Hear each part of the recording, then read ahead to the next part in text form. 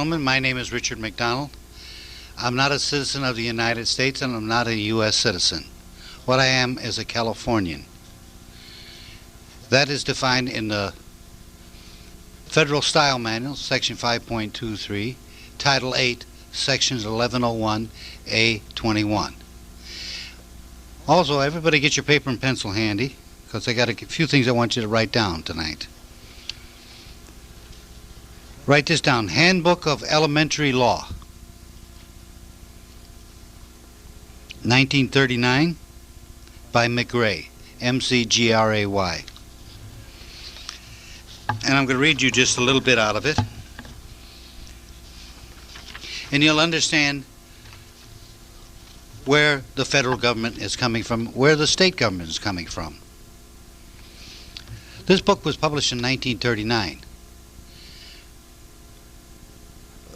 In 1941, right after this book was published, California changed their laws to comply with this book. They said, prior to 1939, it said everybody has a domicile. In 1941, they took it and said the word domicile out and replaced it with residence. Okay?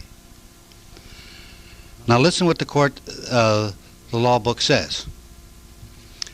The members of a state. A member of a state may be either a citizen occupying the status entitled citizenship, or he may be a resident alien occupying the status designated by the title residence. So when you have a residence, you are now occupying a specific title as a resident alien. And there's several court cases that say the same thing. U.S. v. Slater says the same thing. They treat each state in the Union as a foreign country on the same equivalent statuses of Mexico. For prosecuting you, you're in a foreign country. They're very consistent. But I've been saying that residence was a nasty word, but I didn't know why. I knew what it meant, but I didn't know they had a law that supported what I did until just recently. You know. Let me reread that again. A member of a state may be either a citizen occupying the status called citizenship, which I have, or he may be a resident alien occupying the status designated by the title resident. There's no third option. There's no third option.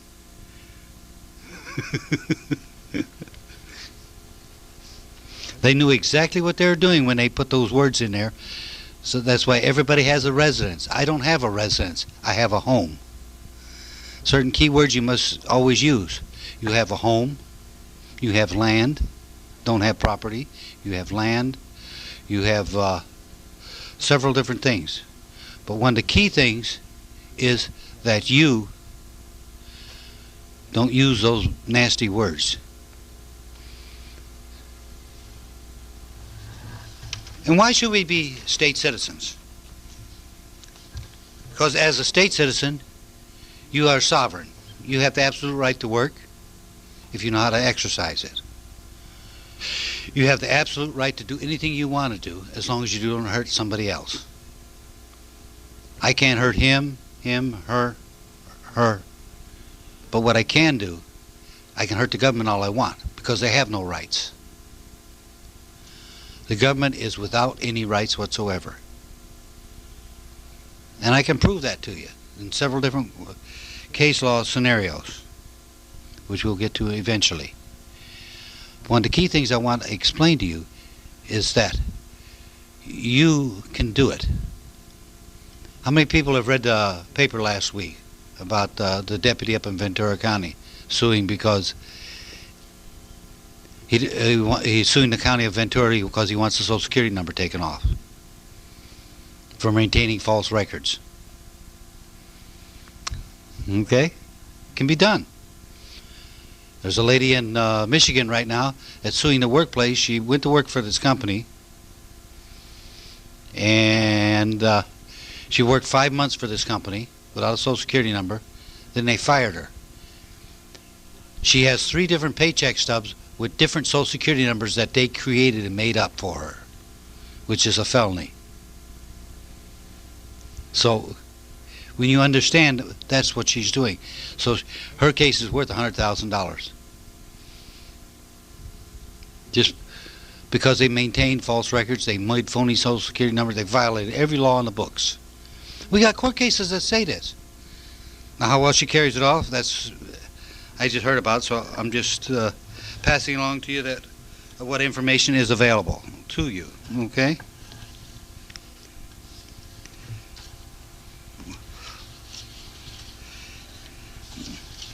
One of the key things when you do a suit against your employer, if you're working for him, if you're not working for him, makes no difference. You do your request for admissions, you do your interrogatories, you do everything you need to do to comply with the law. You obey the law, and you force them to obey the law. They have to obey the law. There's no law requiring, any place that I've been able to find, even I have a letter from the Congressional Research Service that says there's no law requiring anybody to have a Social Security number. If you're not required to have one, why did you get one? My mother got me mine. I didn't know. I was little Todd, you know. Most everybody didn't sign their own Social Security number. It was gotten for them by their parents. So you have the right to cancel that contract. And it is a contract for benefits. They may not, they'll say it's not, but it is. It's an application for benefits. And any application is a contract. Yes. Yes. I don't want anything from the federal government because I don't want them in my hip pocket for the rest of my life. I don't want anything. And anything you paid into Social Security, you can get back if you want to get it back. Yes, you can get it back, but there's only one specific way you can do it. And then there's people that have done it. But you have to be prepared to go all the way. You don't start a battle and then turn tail and run at the last minute. You know what I mean? Just be prepared to move forward all the way down the line. You have to file in a court of claims. And then if you prevail at the court of claims, then you will automatically get all the income tax money since day one refunded back to you, plus interest. Because governments wrote many letters stating if you don't have a Social Security number, you would have no taxable income. When you got your Social Security number, how many people were told you were giving up your sovereignty? How many people were told you're giving up all your rights? How many people were told that you were giving up your right of inheritance? How many people told you giving up the right to work to accept a privilege? You know what I mean? How many people were told that when you got your Social Security number you were asking for government supervision? How many people were told when you got your Social Security number you'd pay 52% of your salary for the rest of your life to the government? Yes. You said you've got to go all the way, but how long do you think all the way is? How much time? 3 to 5 years. Depending on how well. One guy in Florida did it, it took him 9 months. Guy followed him up, took him 4 years. You know what I mean? Follow the same suit. You know what I mean? Depends on how you set your case up. You have to set them up. You do your letter writing campaign. You follow me? And you do this and you do that. You set them up so that you have all the evidence on your side. See? And once you have them set up, then you can move forward.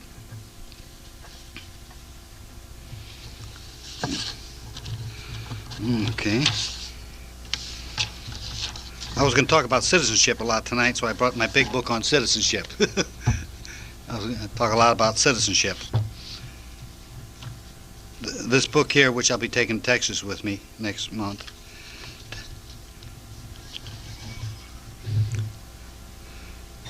How many people have heard of the U.S. Constitution? There's dirt under my feet. It doesn't apply to me. I got several court cases say the U.S. Constitution doesn't apply except to the federal government. It doesn't apply to the state government. It only applies to the state government through the 14th Amendment. So anytime you use the U.S. Constitution, then you are accepting the benefits and privileges of the 14th Amendment. Unless you're in federal court. If you're in federal court, then you can use it all the way down the line. But in state court, you cannot, unequivocally, you cannot use the U.S. Constitution. Steve knows what I'm talking about. I was going to say, by extension, you wouldn't want to use federal case citations and such either. No, you don't use federal cases in state court because that also brings in the 14th Amendment. It only applies to the 14th Amendment. But they'll drag you there. Oh, yeah, yes, they will. They'll try to drag you over there. One of the key things you have to learn and remember is that the courts have all said that the state constitution is the sky's the limit on your rights. The federal constitution is the floor. So you want the bare basics or you want the unlimited side? So use the state constitution. They don't like it when you use the state constitution because they know where you're going. They can't overrule the state constitution. In fact, our California Supreme Court, in several cases in the past few years, have overturned the United States Supreme Court. Because the state, based upon the state constitution, they can reverse the United States Supreme Court. And the United States Supreme Court, what they say, we can't touch the case. It's on the state constitution.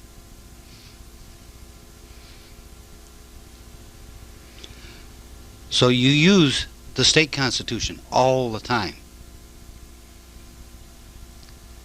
And you have the ceiling, you know what I mean? Your rights are unlimited under the state constitution. Because the state constitution was written as a restriction and limitation on the state government. The U.S. Constitution was written as a restriction and limitation on the federal government. So when you understand the proper application of the constitutions, you can distinguish them out. Do you follow me? And just apply them appropriately on either side, whichever way is appropriate.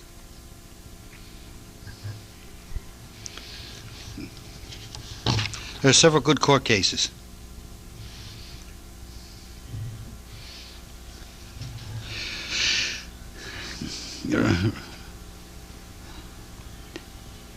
How many people heard the word state? Yeah, a few people raised their hand. Some people have never heard the word state. State has two separate and legal meanings, depending on how it's used. And the case that they all qualify and state and refer to is Texas versus White, United States Supreme Court, 1862. In that court case, the United States Supreme Court stated, a small s state consists of land, people, and government. A capital S state occupies the land and has people and government. What occupies can be removed, but consists of, small s is consists of. Just like this writing on this paper here, it occupies this paper. It can be, I can take a pencil and erase it off. You follow me? But the paper itself is the small s state. It consists of, you know, to create this paper, consists of people, government, and land.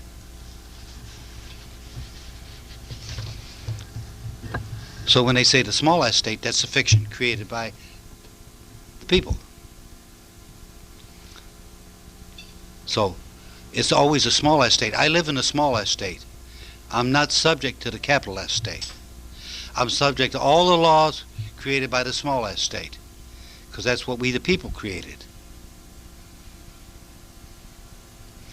So knowing the distinction, you know, someplace along the line somebody's going to ask you a question, you know what I mean? Are you subject to state laws? Define state. Are you subject to this? Define what you mean. What they've done a marvelous job, and I have to thank the government. They did a marvelous job. They have multiple meanings for all the words. They did. They have their own specific meaning, legal meaning, that they use against you. Like the best one I can think of off the top of my head, without going to my notes, is the word employee. Employee has 5 different meanings in the dictionary.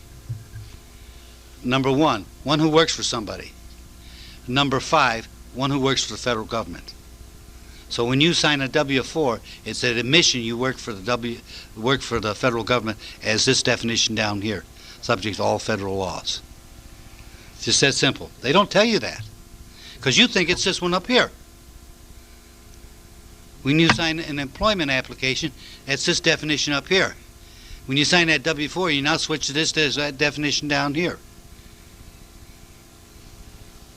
And it was redefined in 1939 under, write this down, the 1939 Public Salary Tax Act.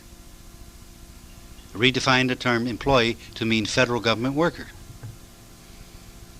Very simple. They always tell you the truth consistently. What's the Texas White citation? I don't know, it's 1862. I can't remember it off the top of my head. Maybe in the back of this book here. Let me see if I can find it for you here.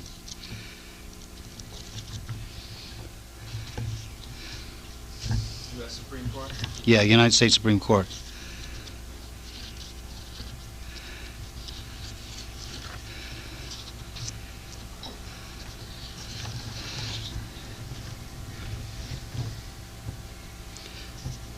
'74 U.S. 227.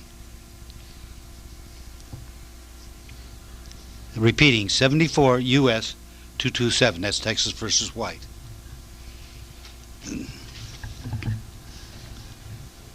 So when you understand these definitions, you always ask a question. You say you get a traffic ticket. What's the first thing you do? I did a little scenario because I keep getting, people are always calling me and asking me, what do I do? I got a traffic ticket. When you go to court? Tomorrow. I go to court at 8 o'clock in the morning. This is 9 o'clock at night they call me. Can you help me? I says, yeah. Go ahead and plead guilty, pay the fine. That's what I tell them. You can't help them. Too late. But this is what you do when you get a ticket. Just a brief scenario I typed up. First thing you do is you file a special demur or a bill of particulars, saying you can't enter a plea because you don't understand the meanings of the words. Okay? 2. Then you file a request for interrogatories. You can file as many sets as you want, 30 questions at a time. Don't go overboard, but they'll scream bloody murder. They like to scream bloody murder. But don't worry about it. Then you can file requests for admissions. You can file as many sets as you want, 30 admissions at one time. You can do 35, but I don't like to. I like to keep it down low, you know what I mean? I have an avenue out, you know what I mean? Then after you hit him with all this paperwork, then you call a prosecutor on the phone. Remember, you're the boss. Who's the boss? You, not them. Call the prosecutor and ask him when you can expect answers to the interrogatories and admissions. If he says he will not answer them, you file a motion to compel him to answer. Then ask for another extension so you can have all the discovery done prior to trial. If the court denies the motion to compel, then ask for continuance to file writ of mandate in the upper court to compel discovery. And California is very strict on discovery. When you read the discovery rules, they're very, very strict. They will adhere to it right away. Okay? After he answers, you get all the discovery you want. Then you can file a request for stipulated facts.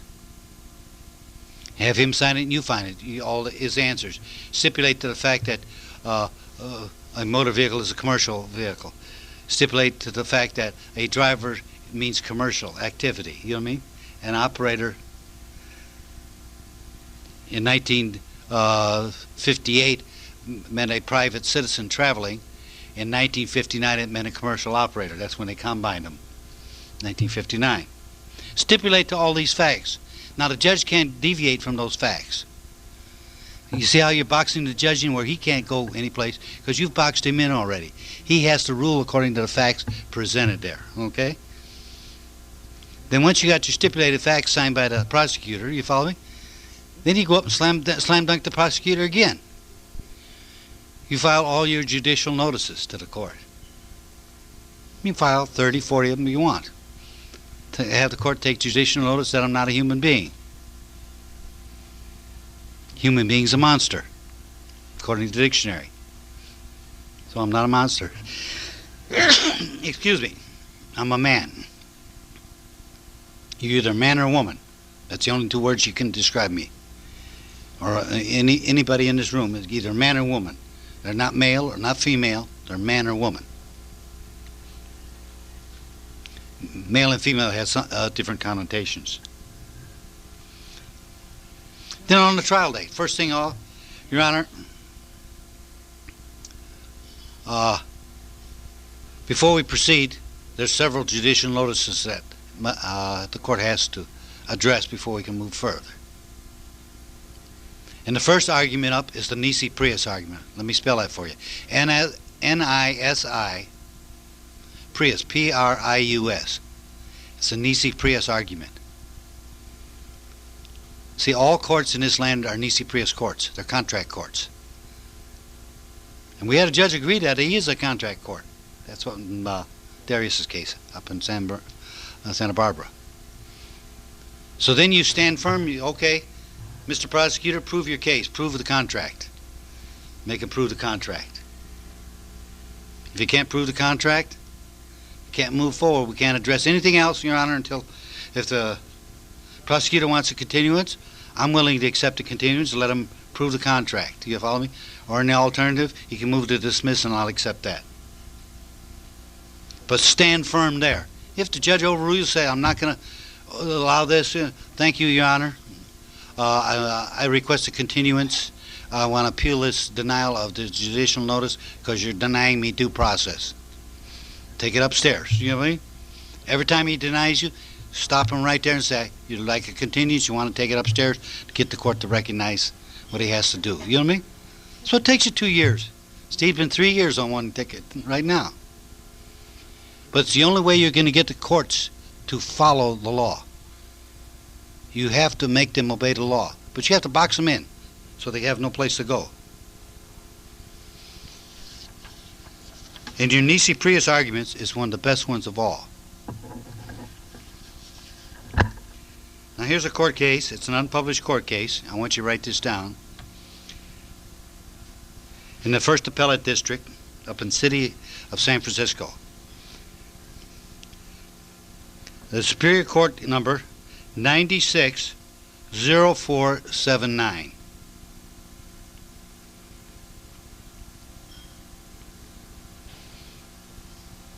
Repeating, Superior Court 960479, City and County of San Francisco. It's a very good IRS case. This is cases.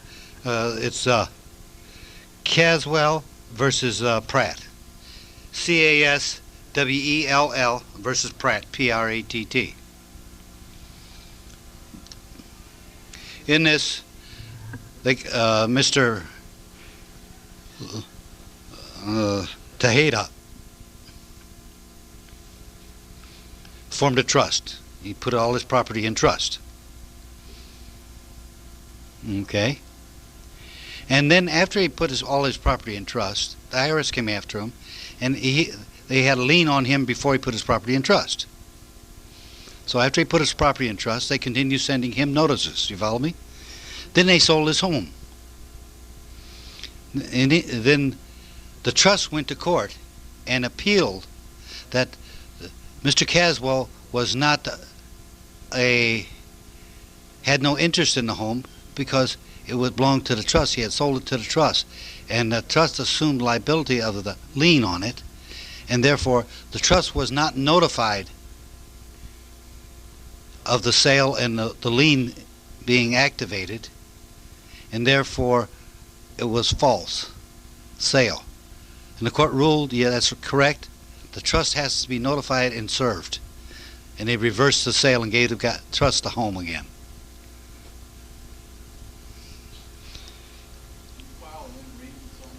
Huh? No. This is just a straight action. This is straight action in court. I gave you the case number on you, so you can go right up to up on the internet. I think you can get it up there because that's where I got it from, the internet. It's an unpublished case. But everybody has to be notified. He also made allegations he never received proper notices. You know, I mean, the court didn't address those because they just invalidated the sale and gave the home back to the trust. See, if the trust is not notified, they can't do it. The trust must be notified. It's a state case that overturned the IRS. It's a state case. It's not a federal case. If you go into federal court, he would have lost. But the state case, he won. Linda Caswell won this issue. You didn't hear about that case, did you? Go ahead. You're going to find it. Okay. That's one of the... I do a little bit of research once in a while. Most people don't believe me, but I do. You know what I mean?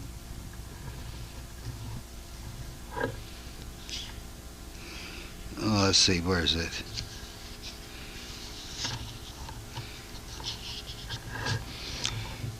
How many people have heard of the United States?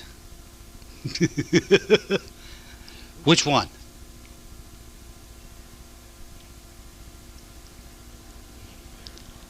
This has 3 separate legal meanings. Which one are you talking about? Okay. Well, I'm going let's see where it is in the middle of this thing.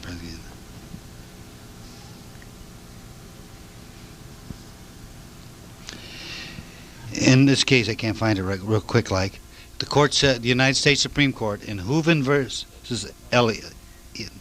No, that's the wrong one. It's Hooven versus EVAT. It's on the Patriot newsletter over there. Hooven versus EVAT. Hooven versus EVAT. EVATT. You can get the direct quote off the paperwork over there.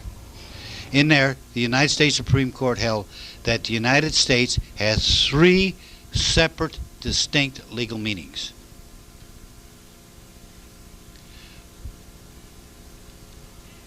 One, it means a nation amongst nations under international law. One, it means the District of Columbia and the territories over which the United States is sovereign. And the other one, it means the collective name of the sovereign states and the federal government included. The collective name. Which one are they? Which one's bringing charges against me? You do your admissions. I don't understand the meaning. The court says this. You write them a letter and say, the court says this. I want to know which meaning of the United States you're talking about here. Then they got to come back and tell you. Do your request for admissions. And if you want to be really, really nasty, I can teach you to do that too. You file, write a letter to the government, and first you write your first letter to the CRS. That's Congressional Research Service in Washington, D.C. And you ask them, are the Reconstruction Acts, have they ever been repealed?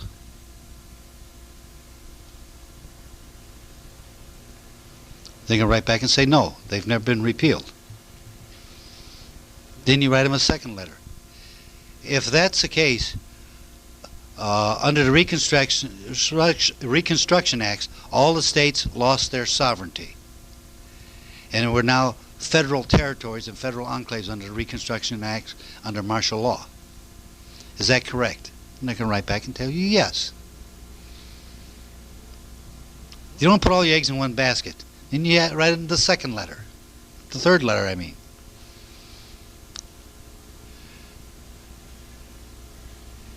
Then you say, is the president signing these executive orders as he's signing them under the authority of the Reconstruction Acts, under martial law? And they'll say yes. Now you got them. You take those 3 letters, IRS come after you, or you want to go after them or whatever, bingo. We're under martial law, you know what I mean? The wartime footing. See, you set them up. You do one step at a time. You do a letter writing campaign. Steve knows pretty well how I do letter writing campaign. Very effective, aren't they? Yes, they are. When you do your setups one by one by one. You got a workplace. You write them a letter.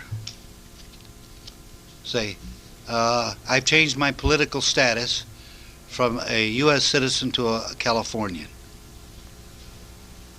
Please correct your records to reflect this. They don't do it, then you write them a second letter. 30 days later, you write them a third letter. Now you can take them into court and make them correct the records. But you have to be prepared to do all that. Do you follow me? You don't write the first letter and say, okay, I lost. You know what I mean? They ignored me. Well, naturally they're going to ignore you up front.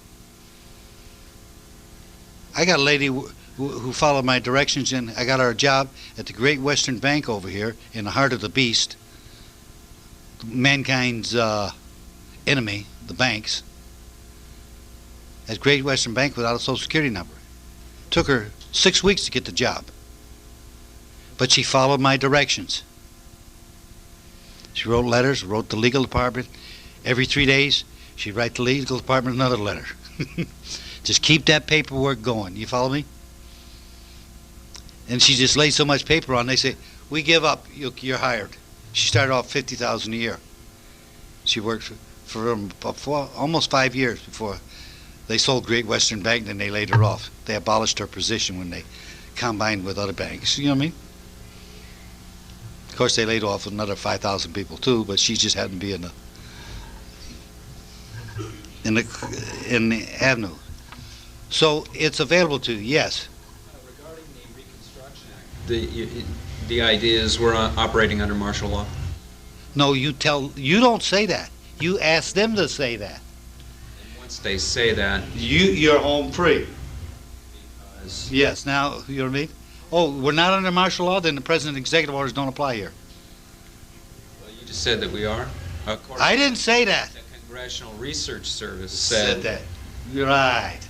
So when the president signs an executive order, He's signing it under the authority of the Reconstruction Acts. does that apply to? He's not allowed to. He can't write an executive order and make it apply in Japan. He can't write an executive order and make it apply in Canada. He can't write an executive order and make it apply in Mexico. He can't make an executive order and make it apply in the sovereign state of California, but he can write an executive order and make it apply in Puerto Rico, Guam, the territories, or military bases, and etc. You know what I mean? I think maybe where the breakdown in communication is coming is, I think what Richard is saying is that once you have the proof or the admission that the Reconstruction Act is still alive and well and that martial law is extant, that they are not going to stand up publicly and say, well, yes, of course, we're all under martial law. So rather than make that admission, they're going to back down. They'll just turn tail and run. So you get a settlement, rather than an outright victory. Yeah. But it amounts to the same thing. Well, it's just the evidence that, yes, the federal government is operating under martial law. Yeah. Well, they're not going to say that in court. Well, the mere fact that if you've gotten these kind of letters, it sounds like great evidence to keep them away. They'll stay away. Go There you home. go. There you go. Because they don't want this kind of information to see the light of day, I would think. Right, they don't.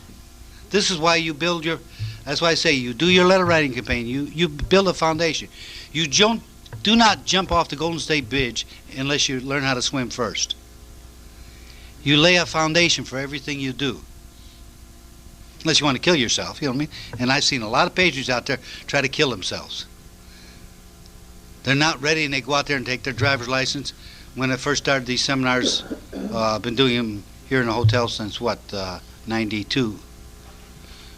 No, 94. Been doing them here since the earthquake. And when I moved here, right after the earthquake, in February '94. Second month I was here, I had a nice crowd. Talking about traveling around, no driver's license, no registration, no insurance, because as a citizen we're not required to register our household goods. And I had a guy walk out here in the parking lot, take his plates off, and he didn't get down to the first light before he got stopped by the police. Then he come crying to me. He said, cop asked me where my plates were. I says, I don't need them, so I took them off and put them in the trunk of the car. Guess what? He got a ticket. They didn't impound it. He still had a driver's license in his pocket. As long as you got that driver's license in your pocket, you got to get that car registered. Because it's prima facie evidence. Not prima facie, it's, what do they call it? It's a rebuttable presumption that you're a resident and an enemy alien here in California. A resident alien to have a driver's license in your pocket. Also known as evidence of consent. Rebuttable presumption of. Don't do emotion, okay? Law. Read the law. The law says rebuttable presumption. You follow me? Stick with the law. You never go wrong. See, if you step off and put your own words into the law, the judge is going to come down on you like a house of fire. You follow me? The word consent is from the California codes, No, not from the vehicle code. not from the vehicle code now. No, we're talking about the vehicle code. See? I found some code sites that state that one, retaining a registration, Yeah. a pink slip, that sort of thing, it implies a consent on the part of the resident Yeah. to be governed by or regulated by. Yeah. It's 17459 and 17460 of the vehicle code. I know those by heart. See, under the 17459 and 17460 of the vehicle code, the mere possession or retention of a driver's license gives the state power of attorney over you. That's why they can enter a plea for you. Which raises a question. You get a ticket. Yeah. You're arraigned. And you decide to make life difficult for the arraignment commissioner by demurring or doing any one of a number of things that we do. And the commissioner rolls over you and refuses to honor the demur, denies it even when there's no prosecutor there to oppose your argument. You could go up right then, couldn't you? You could, but what I would do, and the commissioner would more than likely enter a plea for you at that time. She did. Okay, then what I would have done with my current knowledge, you know what I mean? I learn something new every day, you know what I mean? If I don't learn something new every day, I'm going to commit suicide. So I'm still alive, so I'm learning something new every day. I would file a motion to the court to withdraw the plea because the court lacked power of attorney to enter a plea for me. Now, how are they going to overcome that?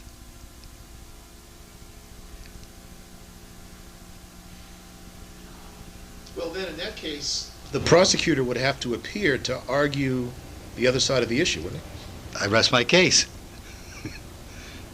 Well, bring me the contract. Bring me the contract. We're right back in there again. You follow me? You're playing round robin with them. They try to go over here, you slap them and make them go over here. Come over here, slap them, make them go over there. Come over there, slap them, make them go over, make them bounce back and forth. You know what I mean? Because you remember, you're the controlling the party. You have the computer, you have the knowledge, you have the brains. You follow me?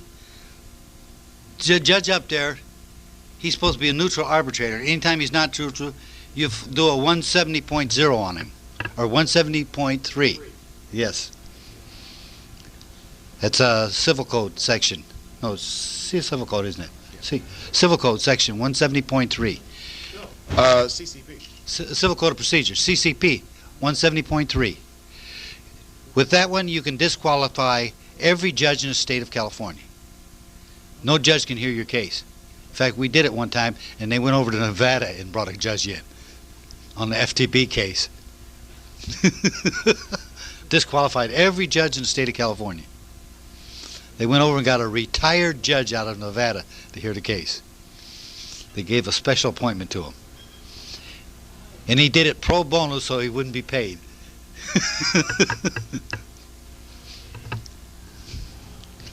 So any judge, say you're up on a tax case, any judge who files an income tax return cannot sit on your case because he's biased. If it's an FTP case in state court and he pays state income tax, the judge, he can't sit on the state income tax case if you know how to do the argument.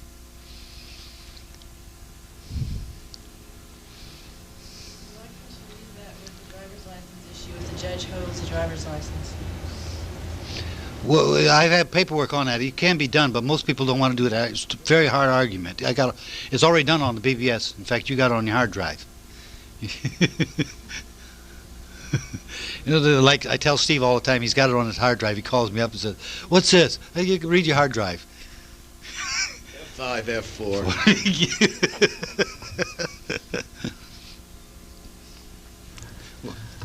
Would you run out of... Most of these strategies resolve on already having established state sovereignty. Pardon? Do the strategies you're talking about here depend upon you having first established state sovereignty, right. No, you have to be a state citizen first before the state can be sovereign. State cannot be sovereign unless it has its own sovereign citizens. You know, Yes. individual sovereignty. Can you talk briefly about the process you would do to achieve Well, that? I have a citizenship program that I have, you know what I mean? In it consists of a citizenship kit, which you get. It's a manual with all the proper forms and all the documents. You follow me? And then you get 4 books of compiled court cases, which you must read so you understand the meanings of the words. Do you know how many definitions of the word residence are? The word resident is. There's 758 different meanings of the word resident. What are you talking about? You know what I mean? See, once you understand the formula they're operating by, that's all I do is teaching you formulas. The formula they're operating, you can send and ask on legitimate questions. You know what the court says? The term resident has not a technical meaning. In every law, it means something different.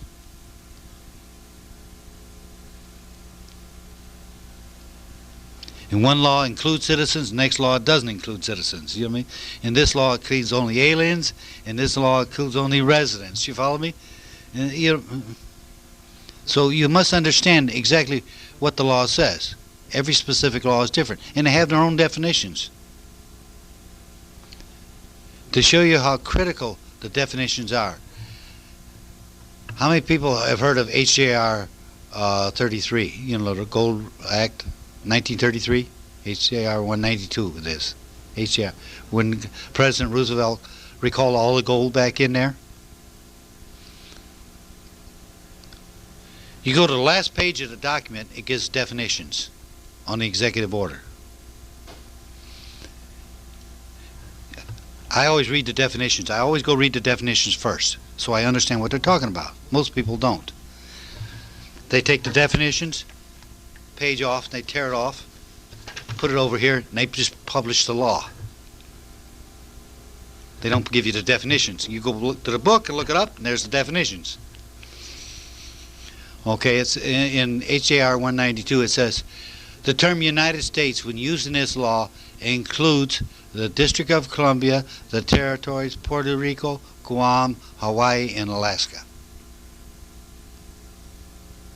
The term continental United States includes the several states of the Union, Puerto Rico, Guam, etc. Okay? That's the definitions. Now you go read the law. Everybody in the United States must turn in their gold. My father did. He lived in Chicago. He never read the definitions. He's like anybody else. They'd never go read the definitions of the word. So he thought United States meant him too, in Chicago. When in actuality he was within the continental United States because that's what the law said.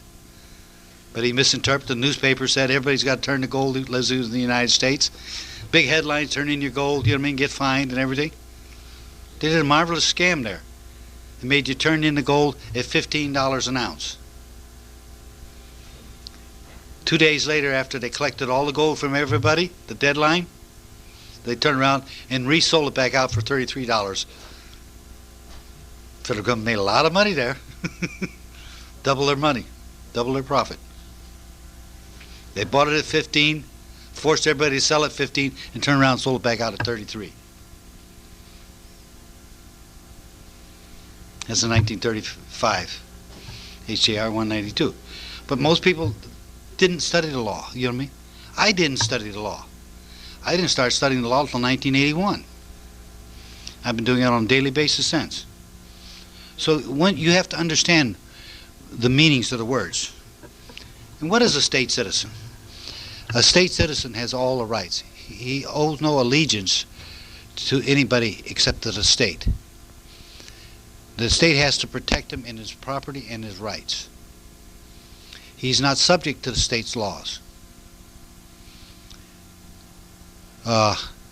Write this down here. Penal Code Section 228 and Penal Code Section 232. Get a 1994 version of the Penal Code. It's the dueling section. Right after I started using this section, they repealed these two sections, but it's still valid. It shows you the definition. 228 says, now listen very closely to what the terminology that the legislature used in writing this penal code. Every citizen who fights a duel cannot vote or hold public office. Section 232. Every person who fights a duel cannot vote or hold public office and has to go to jail for a year. Person and citizen are two different things. So once you understand that, I'm not a person. I may be a person as defined in 1789 or 1850, but I'm not a person as defined since under the 14th Amendment in 1868. That has a separate meaning. Yes. They say those two sections were repealed. Yes. You said they were still valid. How does that work? Because the definitions were intent there to show you the distinction between person and citizen, and they repealed not because of the definitions, because the dueling law was no longer valid. Nobody fought a duel. They don't fight duels anymore. They haven't been valid since that in court? Yeah. You have to give them a copy of the penal code, and they'll say, well, it's been overturned. Yes, it's been overturned. I agree it's been overturned. But the definitions are still valid because it was overturned for other reasons that there's no more dueling. It's an antiquated law. You follow me? That's the only case that makes a distinction within the state between person and citizen. That's one, and there's another one in the Argent case. Argent. Yeah, Argent is a government code, and in the government code is Argent, A-R-G-E-N-T. If you go in up on the net, you can find it up on the net under California law. Argent. And there, the legislature made a big distinction. They rewrote the whole section to include person, because it was excluded from. That's what the court said. So the legislature had to go back and rewrite the section. See, they know exactly what they're doing, but you have to be able to understand what they're doing, because if you don't understand what they're doing, you can't go anywhere. You're going to get slam dunked every single time.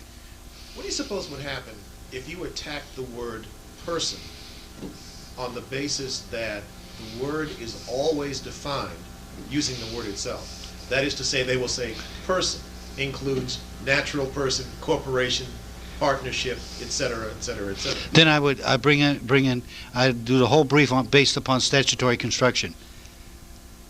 When a specific word is used in a definition, the general words assume the same definition as a specific word.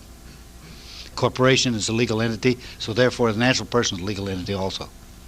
So you attack it on the basis of adjusting generis. Yeah. But not on the basis what he's saying is that the definition is Vague and ambiguous. yeah, because it includes the word on both sides of the definition. Yeah, well, you can't define a word with a word. You would think that you would be able to get a ruling simply on that. It's like saying a motor vehicle is a motor vehicle, or a deadly weapon is a deadly weapon. Well, I don't know what that means. Yeah. Yeah, it'd be a harder argument. I'd rather do the ejusum generis, you know what I mean? Argument. Too bad. Because I got a lot on statutory construction. Yeah, I know, but I mean, just as a logical concept, you don't say that a rose is a rose and then pretend that you taught somebody something. Yeah, well, the government does it all the time. Oh, we let them get away with it. Yeah. State government means state government. That's one side. The other side, state government means the government of the 50 states. That's the legitimate one. The fictional is state government means state government. Yes. Talk about the various jurisdictions that would exist within the geography of California here, and the kinds of species of courts that are available. What do you mean? Well, in the readings I've done, there's courts of common law, there's courts of equity, there's courts that be under the jurisdiction of federal courts, state courts, and such. And if you're a sovereign individual in the state of California, which of those courts would you stick to? Which would you choose to use? Depends on what I want to do. See? It depends on what I want to do. Say I was going to bring a suit, I would bring it in the, write this down, in the Superior Court of California. I would not bring it in the Superior Court of the State of California. The first one is the common law court, the second one's an equity court. Is there a roadmap in writing something like Sure. Go up to Westlaw or LexisNexis and put in the word common law, and you'll come. All the pleadings will come back, and they'll say the Superior Court of California. This case is based upon the common law filed in the Superior Court of California, 1995. You follow me? This case was based upon equity because it was filed in the Superior Court of the State of California. See, the courts know exactly what you're doing. And they also have different headings. I got legal paperwork back from the California Supreme Court. Okay? It says, Supreme Court of the State of California, all block, all caps. Okay? On the envelope. And they got another envelope back from them. From the common law side of it, it says, Supreme Court of California, upper lowercase and Old English fonts. So when you want to use the common law courts, you use Old English font, upper and lower case. You use all caps, you're now going into the equity court, into the fictional court.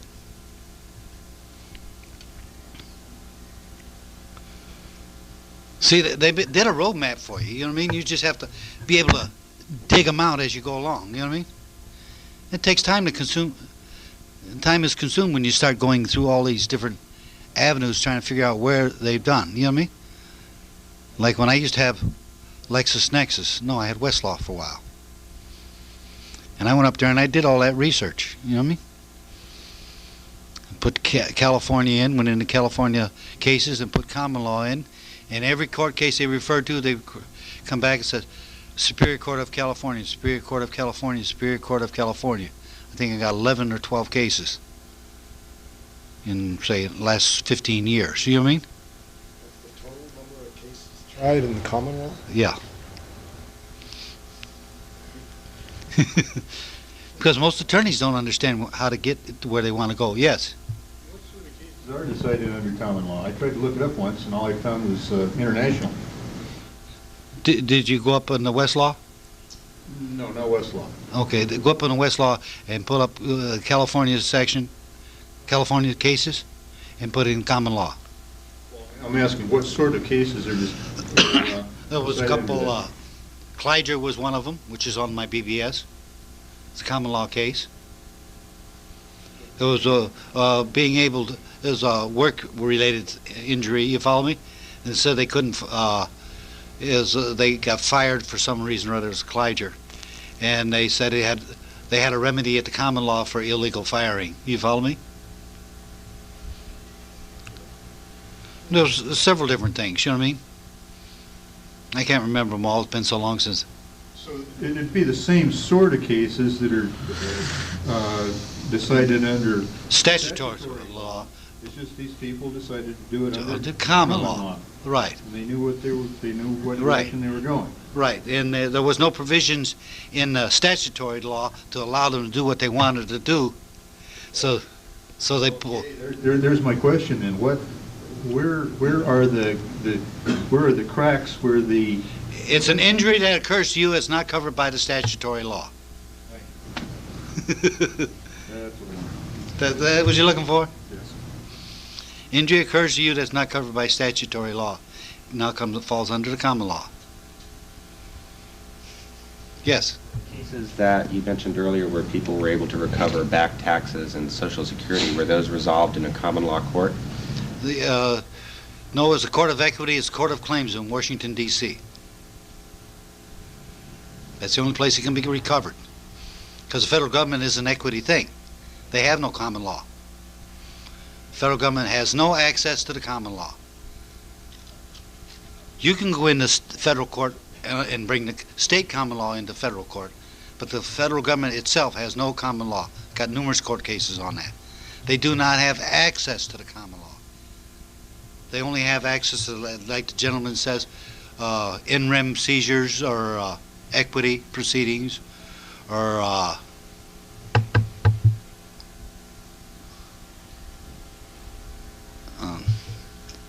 writs of mandate to compel you to perform, you follow me?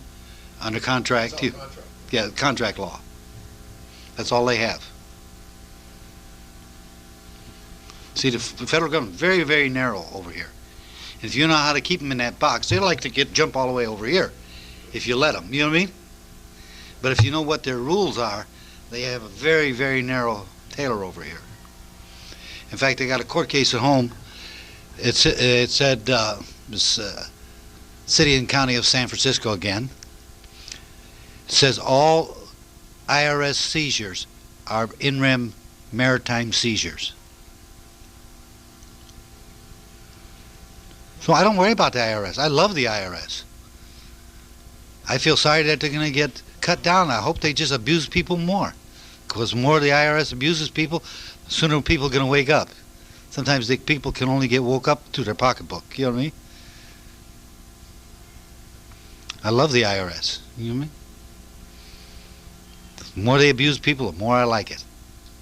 Because people are going to wake up. You know what I mean? Sometimes it's the only way you can wake them up is kick a man in the shins. You know what I mean? They'll say, what happened? Yes.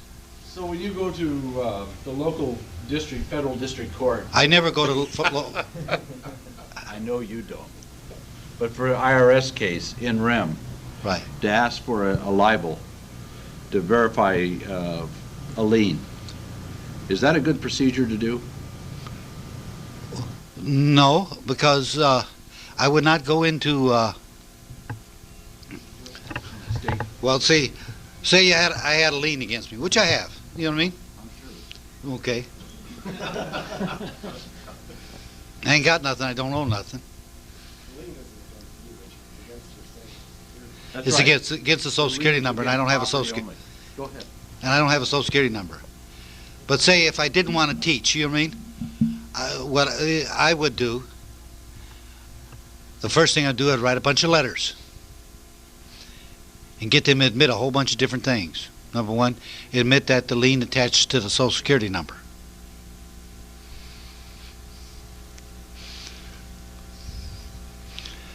Then Federal Rules of Civil Procedure 9C, 9. Go look it up. That's all Admiralty Maritime in rem seizures. They have a special section for in rem seizures, Admiralty rules. And they only allow 3 pleadings under Admiralty: complaint, answer, and rebuttal, and you can get discovery. And under that, there's only a bill of particulars is allowed, and you can get as many as you want. Federal rules, I have them at home. They're not published in most law books, federal civil procedure books. Rule 9 is not published. All it says Admiralty rules, and they just skip it over one line. whole section's dropped out. You have to go to some of the bigger law books to get it. But see, I would never go into federal court for any reason whatsoever unless they bring me in there. I have no business there. In fact, you cannot win any case against the Internal Revenue Service or the federal government in federal district court. Where can you win? State court or the Court of Claims. Court of Claims is just limited to recovery. Yes. Recovery of damages, you follow me? They take you in your money, they lien your house, they ruin your reputation, you can sue them for damages, anything else. I got several court cases where IRS has taken some property and they went to Court of Claims and they got it back. Go to federal district court and they lose.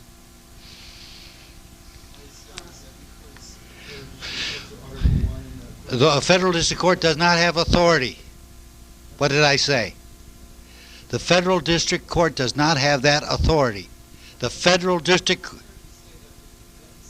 The Court of Claims is Article 3 and the... No, Court of Claims is an Article 1. It's a constitutional recovery court. Designed for recovery from damages against the federal government.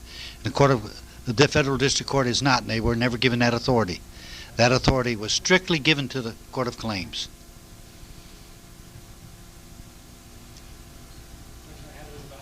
Liens? Huh? So you get a state lien. Your remedy for a state lien would be in the common law court? Yeah, in the Superior Court of California.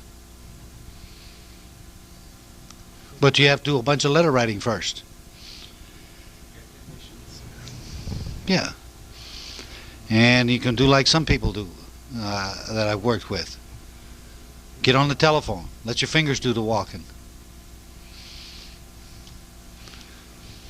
Mr. Franchise Tax Board, this is not my number. This lien is attached to this number and it's not my number. I can't do anything about it. Who's your supervisor? Mr. Supervisor, this is what? This is not my number. The lien attaches the number, but it attaches to my name. It doesn't attach to my name, it only attaches number. Take the lien off. Remove the lien. I can't do it. Who's your supervisor? Walk your way up. You may have to go 5 levels, but eventually they'll remove the lien. We've done it. But you have to be persistent and argue. And if you wimp out and you're not, and they hear weakness or in your voice, you follow me, or you're unsure of yourself, you follow me, they're gonna. Yes? In a letter. Well, because the guy I did it wanted to get it done right now. He was selling a house, and he had escrow money tied up, and he wanted his money out of escrow. So he had to do it in a hurry. And he's very good on the phone. And he's very good. He knows how to talk, and he's very positive, you know what I mean? So when you're not positive and you don't have a good strong voice and not firm, you follow me, in your voice, do letter writing. That's why I recommend everybody do letter writing. You can be as firm as you want in letter writing, because they can't see your weakness, you know what I mean? Unless you write a weak letter, you know what I mean? May I please? Yeah. Then you're going to be... How many people have a computer modem? You got a computer but no modem. No line. You can't go nowhere. I have here the Republic of Lomar. Okay? It's a nation without land. They issue passports. Republic of what? It's a nation without land that issue passports, and you can have ID, driver's license, everything else from them. Lomar. Get a little closer to the microphone. Okay, let me speak up closer here. She can't hear you. It's the Republic of Lomar. It's a nation without land. It's one of those micro states, and they issue passports, etc. Driver's license, ID cards, and etc. And I do have a couple applications up here, which I'm going to say for a few certain people. But if you have a computer modem, they have a website address, and you use me as a reference if you want. You know what I mean? And you can get it. Did you give him his letter, Phil? Did you get him his letter? I think it's what, $89 for, or $69 and $29 a year thereafter.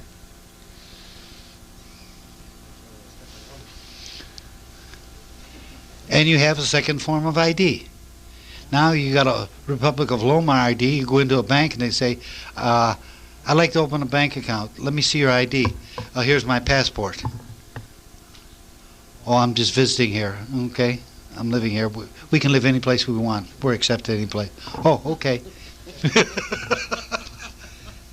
And the United States does accept dual citizenship.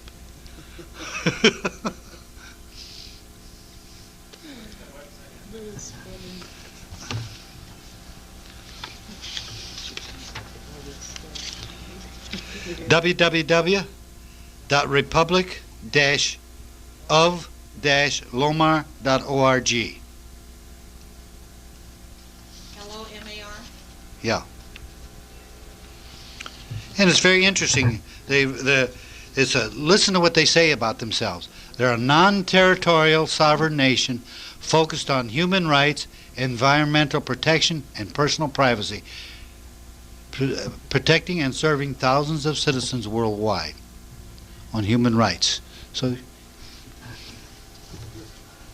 going to ask where they're from, but I guess they're not from anywhere. no, they don't have a landmass. And they said they're just like the Vatican. The Vatican owns no land. When the police officer asks you where exactly that nation is to be found, It's on the internet. On the internet. It's on the web. We're a nation without land. We're a roaming people. We have no land. Gypsy. Gypsies. call your supervisor. And if you're real smart, you do get one of these passports. Then you take a trip down to Mexico. You walk out of the immigration, have them stamp it out. Then when you come back in, have them stamp it in. Now, who's going to question it when the federal government recognizes it in and out? Will they stamp it on the way back then? Yeah, you have to. If they stamp you out, they have to stamp you in. But don't you need a green card or anything, or a No. visa? Because you stamped out. You stamp out on your way out? Yes. Anybody done that? Oh, from other passports we use. There's several different things you can do. But I'll lay this over here on the table. We're going to take a break for a few minutes here. And you can, people can come up here, write the address down and glance at this, okay?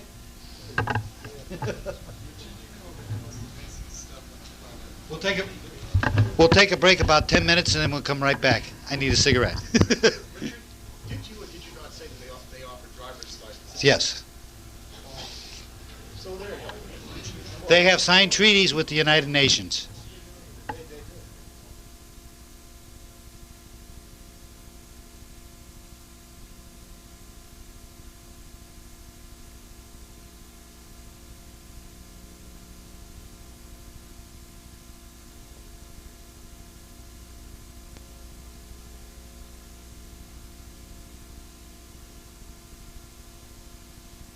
Okay. Ready? Okay.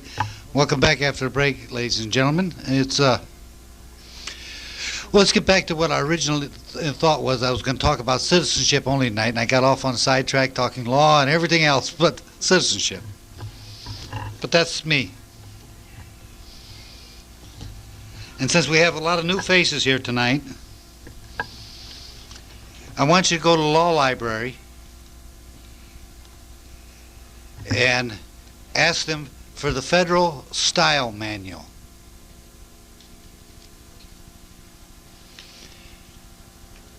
It's published in 1984. And still, the federal government produces a style manual teaching people exactly how to use the words when they write laws. Anybody who writes laws for the government, they get a copy of this style manual. You know what I mean? Tells them how to use and, or, may, and everything else. You know what I mean? They're very educational if you know how to do it. And if you go to section 5.23,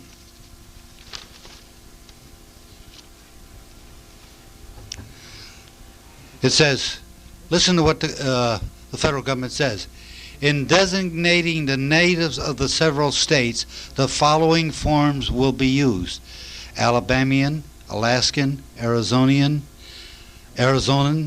Arkansan, Californian.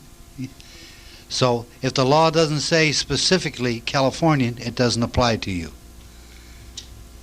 Right in their laws, it tells them when you're referring to you and me.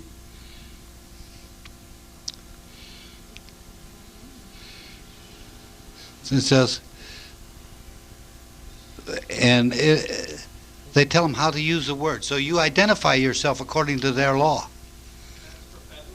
Yeah. No, the states have their own style manual. No, I don't have the copy of that yet. I'm looking for it. There's one available. I haven't found it yet. You know it exists, though, right? I know it exists. Well hidden. Well, see, anytime you have a government and they have a bunch of different people writing laws, they have a style manual so they know exactly how to write the laws and how to use the words properly. You follow me?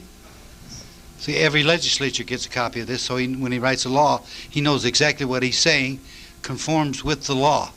So this is why they have these style manuals. So every California legislator has one of those style manuals? Right.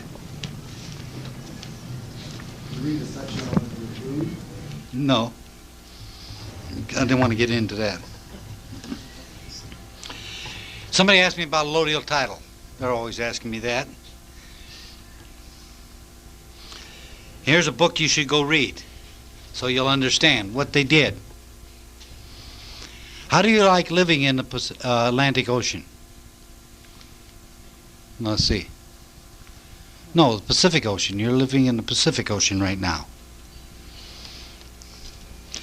The book is called Texas Real Estate Law, 5th edition, by Prentice Hall. Okay?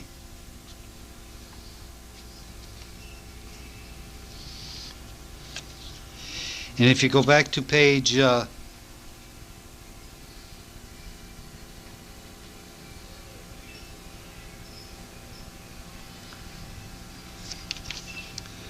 it is.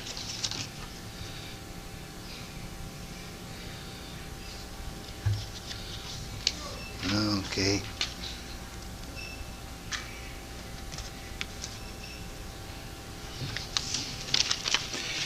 All the land within the continental United States was predicated originally upon rock-solid land meridians. San Bernardino Meridian, Washington, D.C. Meridian, everything was based off the Washington, D.C. Meridian in 1785. Okay? Because Washington, D.C. was the capital. All the meridians started from Washington, D.C. So in 18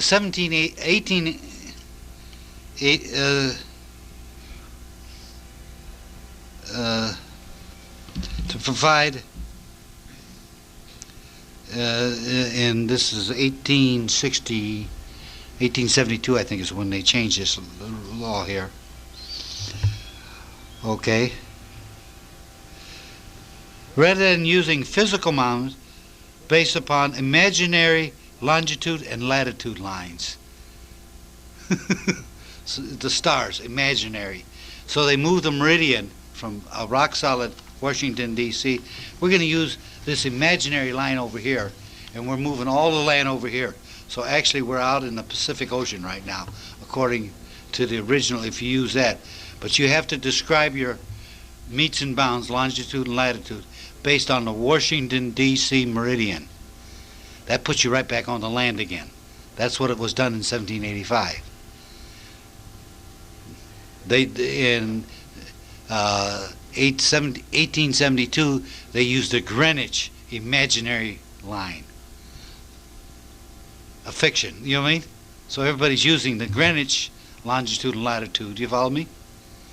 But when you have your surveyor survey your land out to do allodial rights to your property, you have to tell them that they have to use the Washington, D.C. meridian as designed in 1785. What was that line for repeating? No. They just moved it over. 100 years later, nobody's even paid attention to it. And they did a whole treatise on that, imaginary lines. Real estate book? Yeah. See, they always tell you the truth, but most people don't want to read. What do they say about the imaginary lines in there? That it's That's call it imaginary lines. Rather than have a solid monument, they use imaginary lines. Yes. You're paying off land and you don't own it yet, but it's obviously described. Can you ask them to re-describe it, or you have to wait till you own it? No, you can re-describe it now, then as soon as it's paid off, then you can move it in a lodial. Ask the You'd have to have a surveyor. the surveyor to re-describe it for you. Yeah, you'd have to pay the surveyor and have him re-describe it using the Washington, D.C. meridian. And then notify the county recorder. Right, of re-describing the property with the correct meets and bounds. You follow me? Something referring to a township, and section and quarter sections, and that doesn't relate back to the meridian? Originally it did. Originally it started out using the Washington, D.C. meridian, but in 1872 rather, they changed it over and used the Greenwich imaginary lines.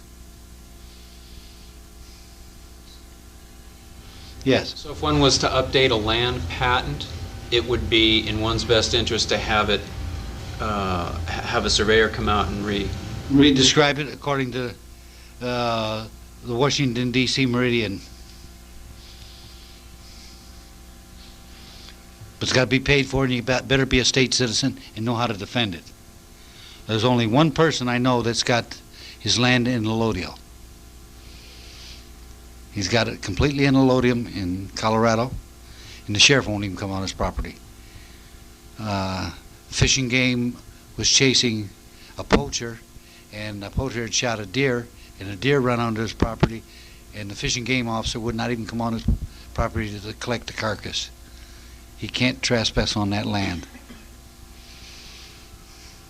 They pulled all his records out of the county recorder's office and got them sealed in an envelope in the supervisor's desk so nobody else will see what he did. Yes? For over 100 years, basically, then what surveyor even knows what that is? They all know. It's on the maps. Yeah. They never lie. It's just right there. You have to tell them. If you just say, I want it surveyed, meets and bounds, they're going to use the current one. But if you tell them you want to use a San Bernardino meridian, like it's what we use here, because that's a mountain, you follow me? Based on the San Bernardino meridian. Or anything on the other side would be using the Washington, D.C. meridian. Yes? So in order to have a lodial ownership of land, then it's sort of a geographic jurisdiction of the coordinate system you use to describe the land. You're saying here you need to use the Washington meridian. And well, in California, you would use the San Bernardino meridian. Because the San Bernardino mountain doesn't move. Meets and bounds still have that in it. Yeah, but they're using the Greenwich meridian. They call it San Bernardino meridian. You're right. And there, see, there's not 1 square inch of land in America being taxed today. There's not. Sure, right? No, they're not taxing 1 square inch of land. No, they're Imaginary land. right. You know how they're taxing it? They're taxing assessor parcel lot number, a fiction. Subdivision plot number, which is all fiction. Everything has been changed. Meets and bounds can't be changed. You follow me? They remain the same. You know how they used to buy land in the old days? You give the man gold, he reaches down and pick up a clump of dirt and hands it to you. And then you owned it. That was the bill of sale. That completed the transaction. He gave you dirt for gold. Is there a requirement to have lawful money, gold or silver, change hands to purchase a lodial? Yes, you should.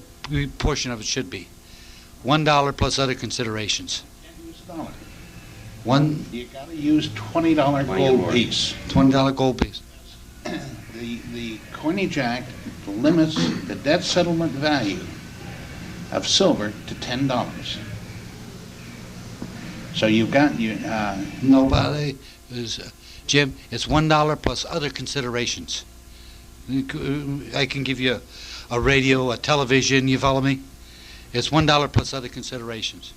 I personally would use a $20 gold piece. Well, if I was going to do it. And other considerations. Yeah, well, if I was going to buy some land and I had some money, what I would do, I'd use 1 troy ounce of gold plus other considerations. That gets away. How many people have heard about my people in Texas that I'm working with? Well, I'm working with 2 people down in Texas, okay? One guy says, I want to go in, register my car, and I don't want to pay any money. I said, okay, no problem. What you do is you walk into the DMV and you tell them you traded an ounce of gold for it. So he walked in there and he says, I just traded for this truck. He said, I traded 1 ounce of gold for this truck. She says, well, how much is it worth? He says, 1 ounce of gold. What's the dollar value? It has no dollar value. I gave him an ounce of gold. He kept arguing that with the DMV. And finally they went and got the supervisor. He says, there's no dollar value, just an ounce of gold nugget I had. I gave it to him for this pickup truck. You know what I mean? There's no dollar value. The supervisor says, well, we've got to have a dollar value for the IRS. He says, I don't care what you got to have, but I only gave him an ounce of gold nugget for this truck. That's what I put on there, and I don't want it changed. He says, okay, we'll register it. Gift. No charge. Second guy come along. He got an old jalopy.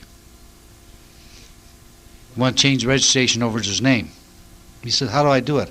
I said, well, what's it worth? He says, oh, a couple $100. I said, okay. You go into the DMV and tell them you traded him a police scanner for it. So we walked into the DMV, put on there purchase price, 1 police scanner. Went through the same scenario and they gave him a free registration.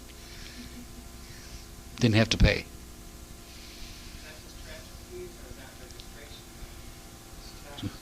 Registration and transfer fees. Why would he want to register? I don't know. They looked up in the blue book and put their own figure down. There's no blue book value, you know what I mean? I traded this police scanner that didn't work for this, you know what I mean? The car didn't work when I got it. I traded this police scanner didn't work for a car that didn't work. You follow me? I fixed it. He's going to fix this. You follow me? There's no blue book value. That's no value dollar. You put it there, you put anything else, you're falsifying government record. And you stand there and argue it. Don't be a wimp. Buy my program. And I'll jump all over you. Right, David? Right. I jump all over you. You don't do it right, you know what I mean? I'll just keep after you do it right. Do it on your own, have fun. Sink. When you wave your hand as you're going down for the 15th time, Richard, can you help me? I'll say, yeah. Take a deep breath. When you're 15 feet underwater. I show no mercy, but I gotta have a little fun. But it's important that you understand the principles that I'm teaching you. You follow me? All I'm doing is teaching you principles of law that follow. And if you follow them correctly, with or without my help, I could care less. But you have to do your own research. Don't come crying to me. The principles of law are very, very simple.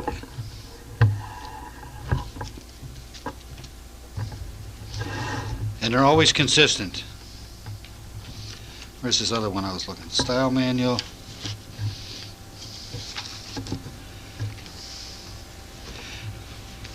Everybody, we got a lot of new faces here tonight, so you got to put it right here. Write this down. I have to thank Steve. He's not here. Probably went home. Okay. It's Attorney General Opinion of California 97202. It's on my BBS. He's putting the pen back away. He knows about this. It's dated June 9th, 1997. Okay? This Attorney General opinion states that the California has a Bailey interest in all automobiles that are registered. They have the right to ownership of them. They can take them. They put it right. They put these opinions right up on the internet, and you can get it. And the website is http://caag.state.ca.us/opinions. But just go in there, go in the search engine, put California Attorney General, and you'll come right up to it. An opinion, as long as you know the opinion number, the rest is easy. 97-202.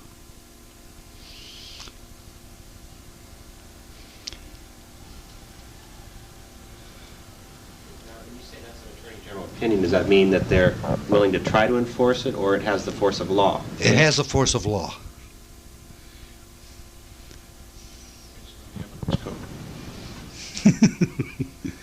And you can have the court take judicial notice of it. There's no judge in his right mind will ever deny this, because he's going against the Attorney General, Daniel E. Lundgren. Yes. Why would you want the judge to take judicial notice of that? Well, my car's not registered, so therefore he has no. See, you do the argument over here to prove your point over here. So when he gets over there, you slap him over here, and then slap him over here, make him jump back and forth. You make him jump through the hoops.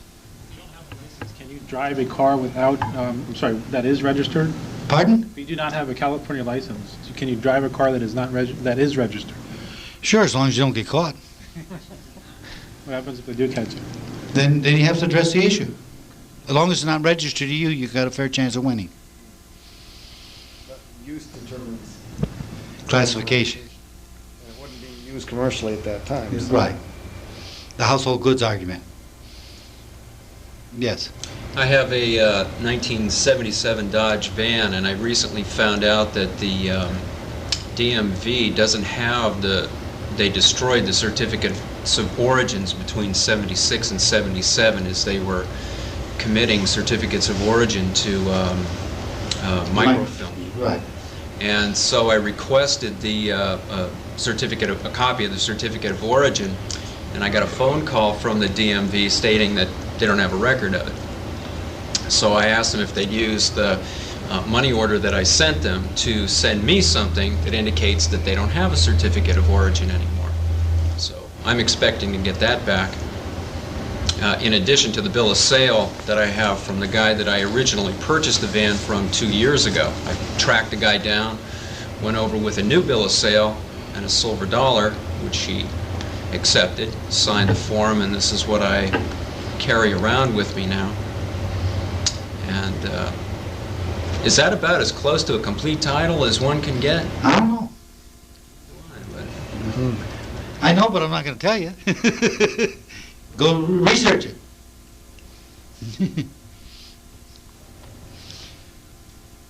But let's get back to citizenship here. I keep getting back and I get drug off here. Every time somebody asks me a question, I get all off to the side here. You know what I mean?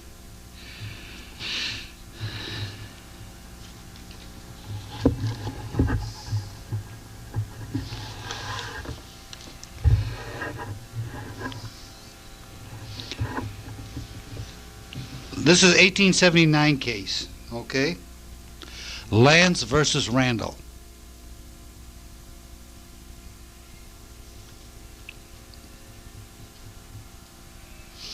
A state cannot make a subject of a foreign government a citizen of the United States. This can only be done by the mode provided by the naturalization laws of Congress. Congress was given the power under the Constitution to create naturalization laws. Uniform naturalization laws. They were not given the power to naturalize anybody. They were not authorized under the Constitution to have any citizens at all. They have no land.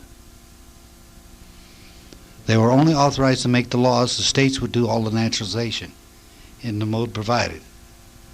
So they would naturalize state citizens. The states were doing all the naturalization up till 1950, in the 1950s, 52, 53, somewhere around there. And all the state courts quit doing the naturalization, turned all their naturalization process over to the federal government. So now they're only, and they were asking you at the naturalization process, up till 1972, they were asking you, do you want to become a U.S. citizen or a state citizen? And everybody said, well, I want to be a citizen of everything. So everybody became a U.S. citizen, so they quit asking them. But the provisions are still there, and there's still provisions in state court for the states to naturalize them in Title VIII. But you got to force them to do it. And I'm looking for a good, strong litigator who wants to become a state citizen. Who's German, England, somebody who understands the law. You know what I mean? Been here for a long time, you know. And we're going to go in state court and make the state start doing what they're supposed to be doing. I tried to work with a couple different people, and I got through the first step and the second step with them, then they wimped out on me.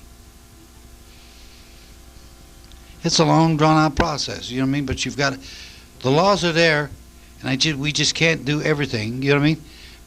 I can't do anything by myself. It requires more than one people. Like him doing something, him doing something, him doing something. Everybody's got to do a little something so we can all work collectively to put this state back to where it belongs. And it's very easy to do because the laws say we can do it. Write this court case down. This is the most important court case. It's never been overturned. Ex parte Frank Knowles, 5 Cal 300.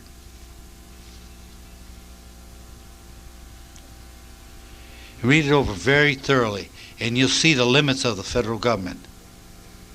It's been distinguished out after the 14th Amendment, but it's never been overturned. It's been objected to, you know what I mean?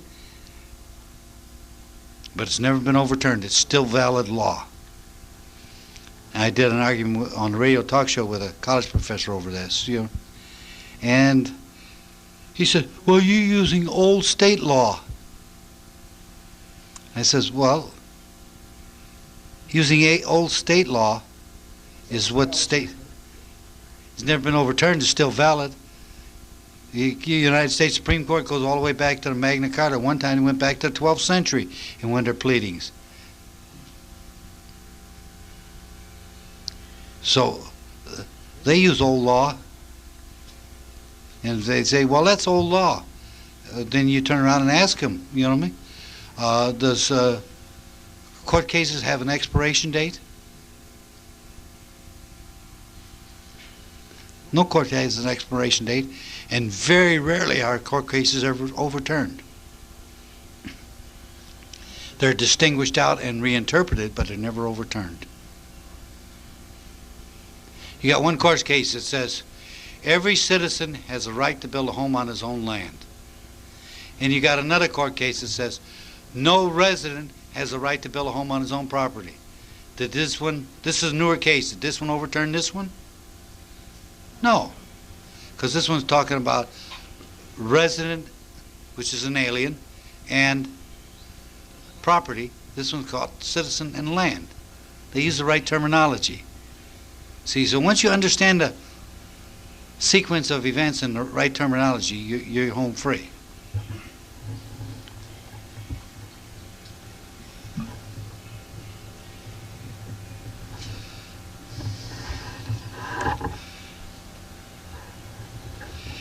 See, here, 1883, after the 14th Amendment, listen to what the court said.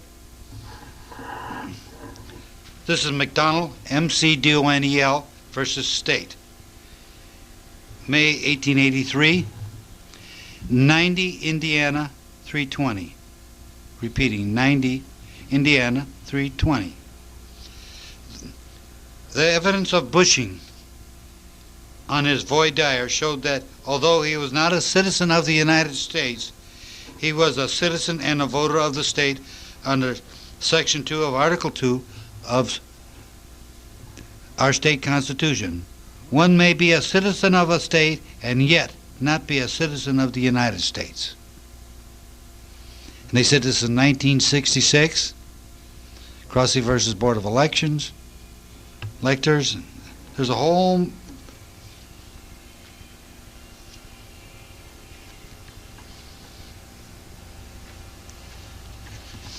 this is this one, Sharon versus Hill, 1885. Okay, it's a long site, but it's 26 Fed 337. Repeating, 26 Fed 337. Listen to what, I'm just going to read a little short paragraph here.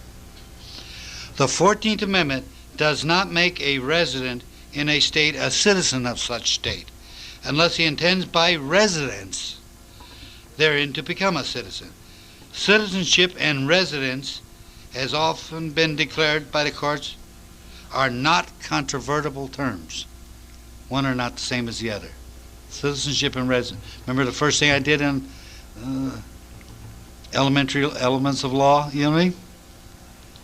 Right back here, 1885, saying the same thing. You follow me? Citizenship or residence. If you have a residence, you're an alien.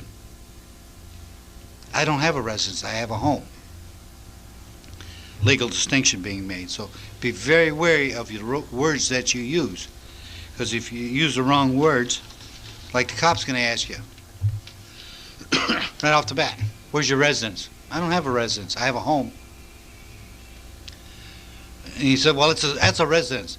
I'm sorry, sir. But for legal purposes, residence has a different meaning than a home. So I just want you to know, because I'm going to ask you this when we get on the witness stand. Okay. Something I haven't been able to resolve is the 14th Amendment itself. The last few words of the amendment say he'll be a citizen thereof, of the state. And I don't understand, how did the two resolve? There's a second-class citizen. Second class, so we're talking about four classes of citizens here in America. Was the federal state created before that? No. They were a second-class citizen within the state under the protection of the federal government. Yeah, it still doesn't resolve. I still don't understand.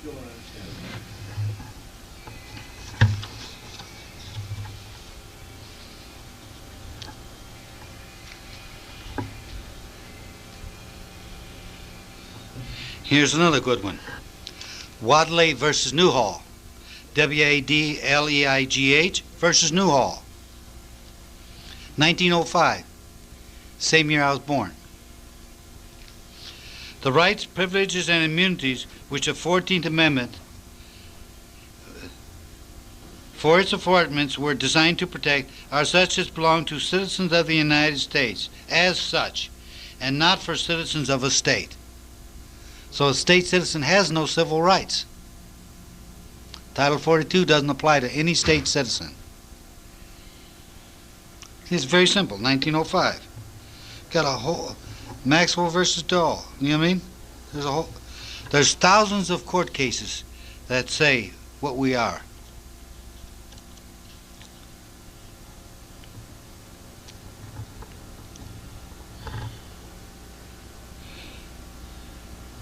Citizenship and domicile are substantially synonymous. Okay? So when they took out domicile out of the word, out of California law, and called it residence, replaced it with the word residence, making everybody a resident alien. Remember we said that earlier in the law. So when you are a U.S. citizen, you are a resident alien in California. And how many people have researched the 1040 income tax return? A little bit. Okay. The 1040 income tax return is the same as the 2255 foreign earned income, because you're in the country of California and you have to, as foreign earned income. I can prove that. U.S. v. Slater. It's a court case. Come to my house tomorrow. Every Sunday I have a free seminar at my house. You're welcome to come there, and starts at 12 noon and goes till 3 o'clock. I'll give you 42 laws, show you a few videos, and educate you, and let you go home and read and weep. You know what I mean? Feel sorry for yourself. You know what I mean? I got no problem with that.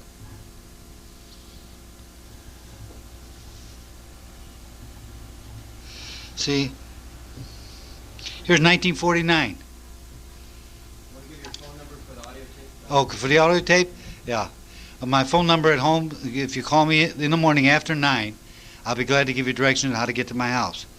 The phone number is area code 818-703-5037. I'll give you directions out to my house. It goes from 12 noon to 3 o'clock. And it's every Sunday I have one. So please call me and I'll give you directions. This is Allah versus Cornfield, 1949. ALLA versus Cornfield. The site on it is 84 FedSup 823. 84 FedSup 823. Listen to what the court said. Don't argue with me, argue with the court. There is a distinction between citizenship of the United States and citizenship of a particular state, and a person may be the former without being the latter. To be a citizen of a state so as to sue or be sued in the courts of the United States, a person must have a domicile in each state. If a person establishes his domicile in a foreign country, he loses his state citizenship, but not necessarily his United States citizenship.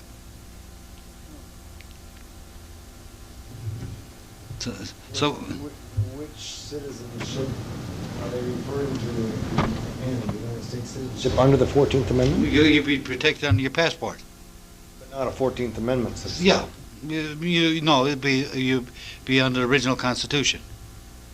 If you're a state citizen, then you would lose it. See, they try to think like most people don't understand.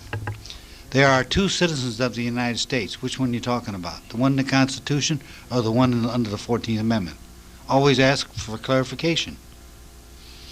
Are you a citizen of the United States? I might be. Depends on who's asking, which law you're referring to, which one, where, what the circumstances. You know what I mean? If I'm out of California in Germany, I would be a citizen of the United States. But as long as I'm in California, I'm not a citizen of the United States, as defined in the original Constitution, because I'm not subject on a citizen of the United States under the 14th Amendment. You see how they've used the same words to mean multiple things, and thereby confusing everybody right down the line. So once you understand, you have to ask questions. Remember, I keep telling you, always ask questions.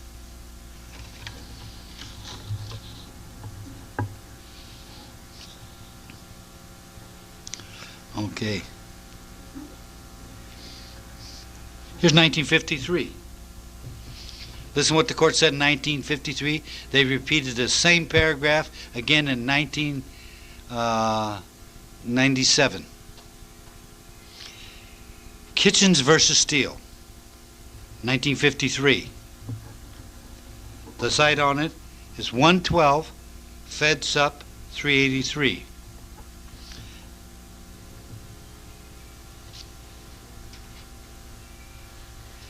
A citizen of the United States is a citizen of the federal government and of the state in which he resided, and one possessing such double citizenship owes allegiance and is entitled to protection from each sovereign to whose jurisdiction he is subject. So you're subject to both laws, state and federal. But as a state citizen, you're not subject to federal law, because you're only subject to the state law. See, they're always consistent. They always say, citizen of federal government, where's the land? See, the courts never lie. They always tell you the truth when they write these opinions. But one of the key things is, we don't understand. Even I'm guilty, I have to admit. I was guilty of not understanding what they were saying. I used emotion while reading some of these laws. You know what I mean? I thought they mean this. I thought they meant that, which is wrong. Yeah, you know what the word assume means. You know what I mean? Then when you research the definitions, then it's totally different.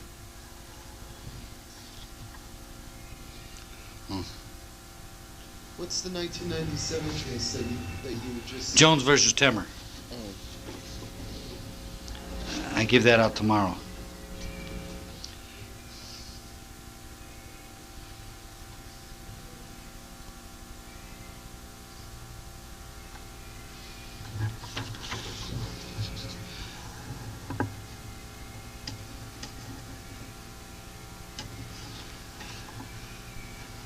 See? Now here, 1984. Now listen to the terminology used by the court in 1984. A citizen of a state within the meaning of the diversity statute is a person domiciled within that state who is a citizen of the United States. They're talking about the 14th Amendment citizen. You follow? 1984. So you have to understand, well, I'm not a...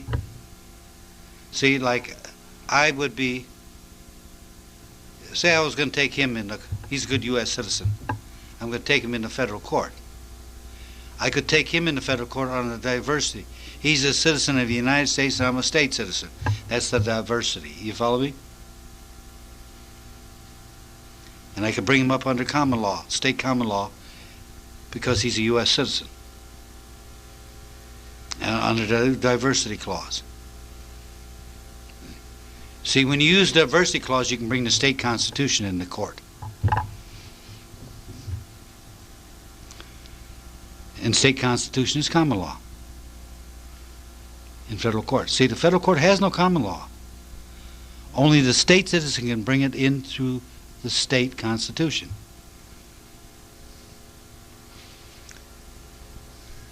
See, you're the master of your own pleadings. You follow me? The master of your case. The way you set up your case is the way it goes through down the line. If you don't follow through, you're okay. You lose. Got no problem with that.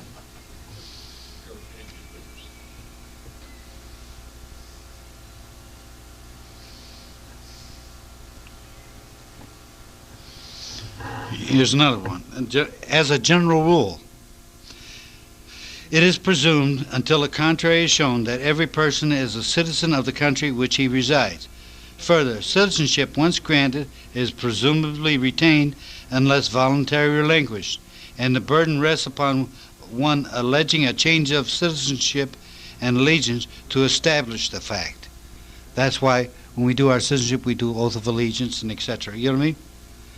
To establish that we took our allegiance otherwise. You follow me? I took my allegiance to California. How many people have pledged allegiance to the American flag? Especially when you're a kid. We all did. Heil Hitler. Pledged allegiance to Germany too, you know what I mean? Because that's what you did, basically, you know what I mean? Pledged allegiance to the federal government. That's why I never have an American flag in my house. I had a friend of mine just recently up in Kansas. The IRS come in and raided his house. He says, I'm a state citizen. He hadn't done my program, so he didn't know everything. So he calls me up crying. He says, they walked in my house, they kicked my front door, and I had 50 armed Gestapo agents here at my house, and just ranting and raving, you know. And I told them I was a state citizen, you know, and they said, what's our jurisdiction? And he says, you gave us jurisdiction. He says, how did I do that? He says, see that American flag flying in your window? That gave us jurisdiction to come into this house. California flag, would that... That would stop the feds from coming in. To be doing this then? Yeah. California flag. the original California flag. The government state flag, not the government flag. There's two flags in California. One government flag that the feds can use and want you to use, and the original flag, the state flag, which they can't touch. So it depends on what you want to use. You know what I mean? If you don't know the difference, go look it up in the law book. What's it called? The Flag Book of America. It tells you right in there. Yes. When you see like hospitals or anything, you always see the federal flag over the state flag. Right. There's implications to that. Yeah, that indicates that's under federal control. It's not saying that that is federal property, though. Yeah, it's under federal control.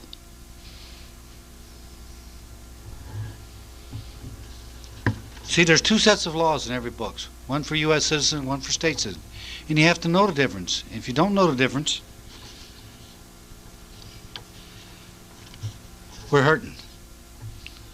Okay, Gwen has a little story she wanted to tell, so I'm going to ask her to get up and stretch her legs here and walk up here. This is Gwen Wyckoff, a friend of mine from years ago. I was trying to teach her citizenship, but you know, it's hard, you know, when... Yes. He's got a nice cushy chair up here. This is very nice. I told him that when he ran out of wind, I would tell a story. I didn't run out of wind yet. I can still go strong. I got this much more to go. Oh, okay. All right. Once upon a time, I was a U.S. citizen, and I rescinded my Social Security number. And for those of you who've done this, you know that the federal government and the state government do not like to let go easily. So we often have little creatures come and knock on our doors and harass us. Because I went through Richard's program, every piece of paper that ever could be filed had been filed properly. And I had written a 14 or 15 page document to the Franchise State Tax Board, outlining every little possible detail about my status. So lo and behold, the telephone rang one day, and we have a security gate downstairs. Security gates, by the way, are excellent. I can't recommend them highly enough. So Frank, my roommate, answered the phone and said, they said, "Is Miss Wyckoff there? This is the California State Franchise Tax Board, and we want to speak with her." And so Frank said, "Well, hold on." And so he told me, he said, "They're down there waiting for you." And I said, "Frank, do you want to be my witness?"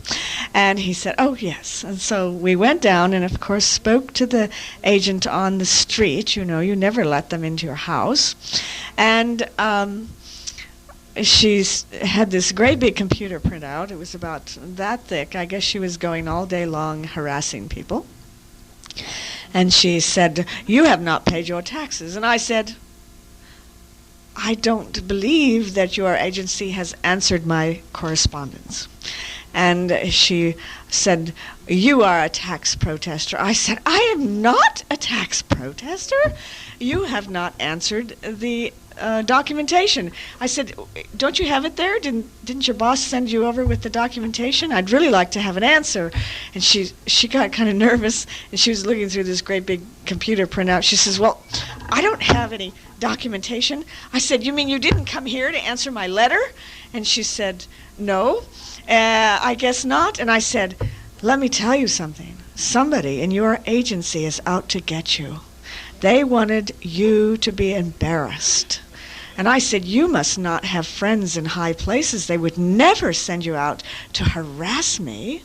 And then she tried to get off the subject. She said, "But you're a tax protester." I said, "I told you I am not a tax protester, and I want an answer to my letter. And I thought you were here to give me an answer." And she said, "Well, I don't have it." And I said, "Do you want to have a copy of the letter that I created?" And she said, "Yes, I do." She gave me her card, and I said, "This is going to cost you, lady. You are wasting my time." So she went away all in a huff, and Frank was there as a witness, and I billed her $150 for my time. She didn't pay it, but, you know.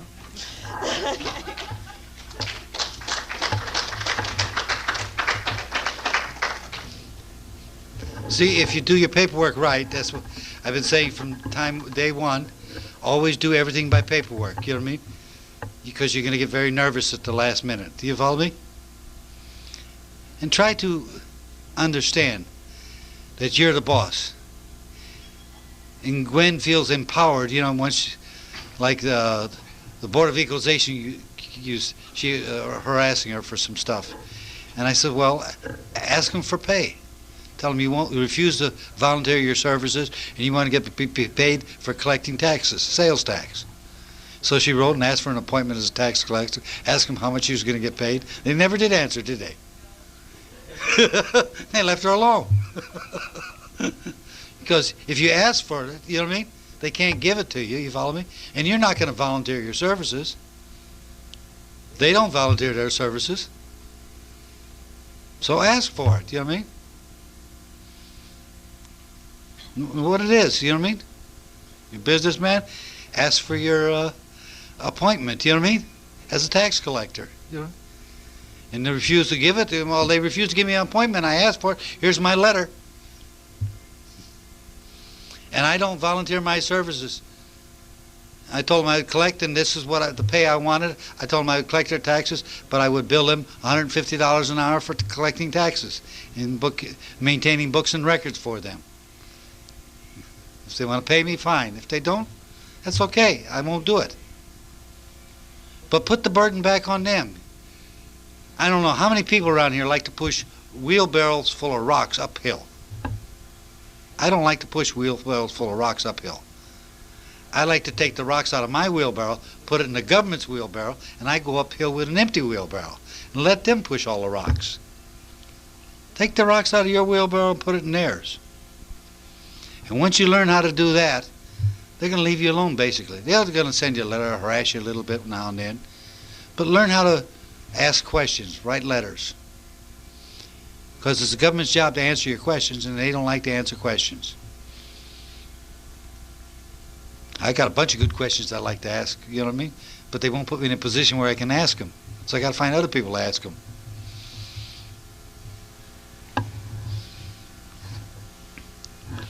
But let's get back to citizenship now. I thought that was kind of a change of pace there to give you a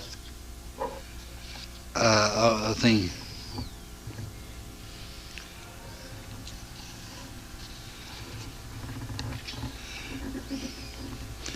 Okay. U.S. versus Gross, 1960. One of the things the government has the burden of proving in a criminal case is venue. And without the proof of such essential part of the government case, there can be no conviction. Motion for acquittal made at the conclusion of all the evidence properly raised the question of venue in criminal case. So once they present all their evidence, then you move for a motion for acquittal. If it's denied, no problem, you can take it up on appeal. But you've laid the foundation. And that's what I teach you. So once you join my program, you have access to the back end of my BBS. I have over 300 pleadings available to you right now that you can modify to fit your own circumstances, whatever it may be. You know what I mean? When you walk into court, you file 30 judicial notices already pre-made. You know what I mean? All you have to do is modify them, fit your circumstances.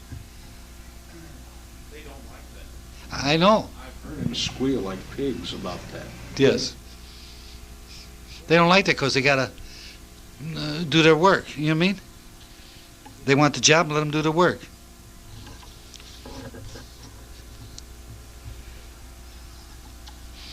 Here you are again. 1966. Listen to what the court said, and then I'll explain what the court said. Right to vote in federal elections is conferred by federal constitution. I don't vote in federal elections. I only vote in state elections. You follow me? Legal distinction being made. You have to understand. You know what I mean? Once you understand that everybody thinks everybody is under the 14th Amendment. We're all not. the 14th Amendment doesn't apply to everybody. Got numerous court cases to say it.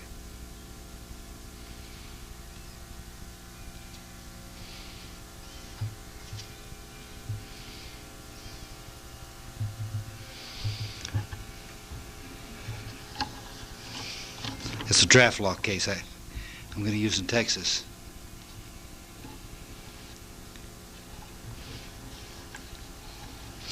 (1970) Brady versus U.S. Everybody knows that. Waiver of constitutional rights not only must be voluntary, but must be knowing, intelligent acts done with sufficient awareness of the relevant circumstances and likely consequences. That's Brady versus U.S. 397 U.S. 742. 397 U.S. 742.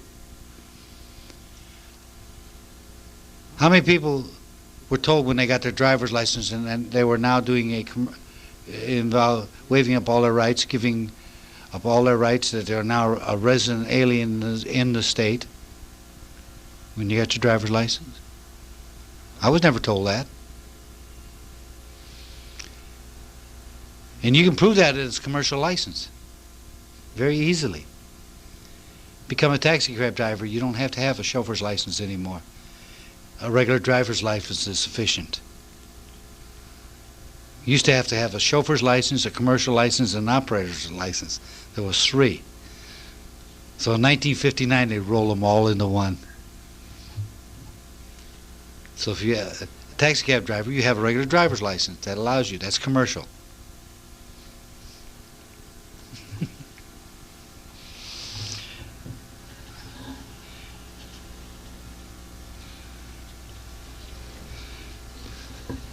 Sheriff versus Cullen. Everybody knows this court case. It's an old one. All the patriots quoted. There can be no sanctions or penalty imposed on one because of his exercise of his constitutional rights. They're going to try. You know what I mean? But I have state constitutional rights, and they can't. But they're going to try because they don't want the slaves out of the pen.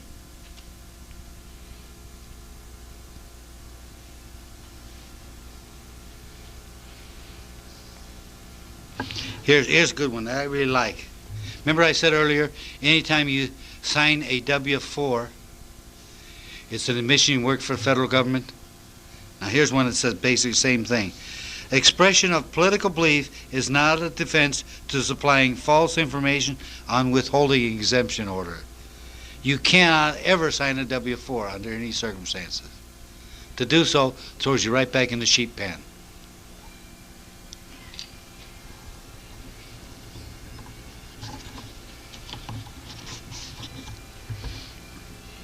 There's so many good cases here. You know what I mean?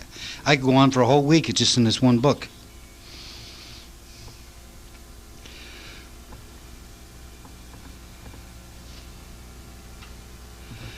The 14th Amendment restrictions on the powers of the states do not apply to the federal government.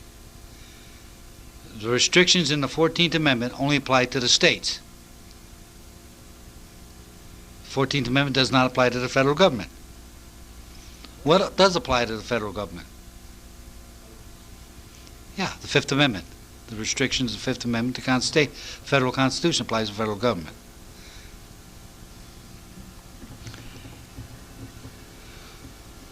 We got a court case. Hollingsworth versus Illinois. Or Hollis versus Illinois. I can't remember. It's off the top of my head. I'm good, but not that good. Anyway, it's about 1992 or 93 court case. Anyway, there's a guy in Illinois that got convicted of murder. And he had an all-white jury. So he appealed to the United States Supreme Court under the Fifth Amendment, saying he was denied due process. To have an all-white jury convict him was a violation of the Fifth Amendment. And the United States Supreme Court said there, right in the pleadings, right in their court rules, in their opinion, stated that under the Fifth Amendment, having an all-white jury is not a violation of the Fifth Amendment, and we cannot reverse under that. But had the plaintiff come up here under the 14th Amendment, we would have reversed this decision. See, they know the limits they can go on each one, you know what I mean? Over here is Constitution, over here anything they want to make it under the 14th Amendment. You follow me? So under the Fifth Amendment, they can't do anything. That's what the court said. There was a big newspaper article on it. I got all the newspaper articles, everything. I thought that was funnier than heck. It was the same way with when they cut the jury down from 12 to 6 people in Florida. Guy went up, Florida cut the jury to save money. They cut the jury from 12 people down to 6 people. And the guy appealed. He says he was denied due process because they only had 6 jury members in the jury.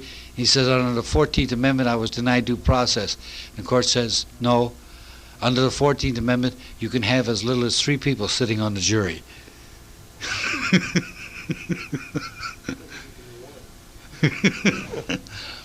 But he didn't go up under the state constitution. He didn't go up under the Fifth Amendment. He went up under the 14th Amendment, and the court come back with a ruling based on the 14th Amendment. So you see what I'm trying to explain to you? You know what I mean? It depends on, you ask the right question, you get the answer for that question. If you ask the wrong question, you get the wrong answer for the wrong question. You know what I mean? They're going to answer just whatever you ask them. You know what I mean?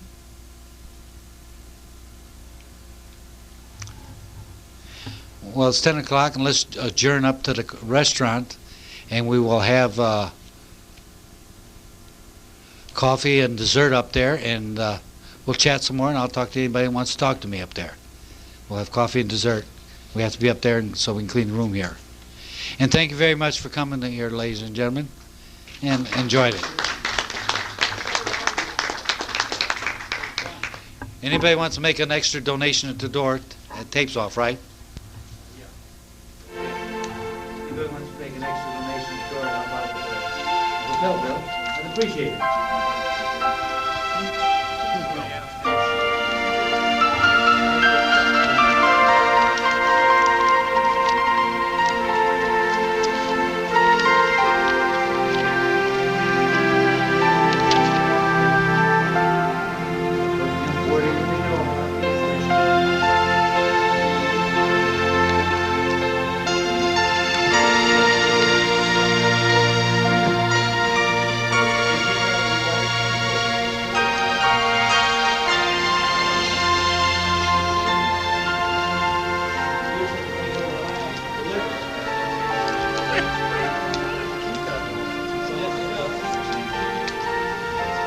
He's trying to weasel out. I know he is. He's trying to be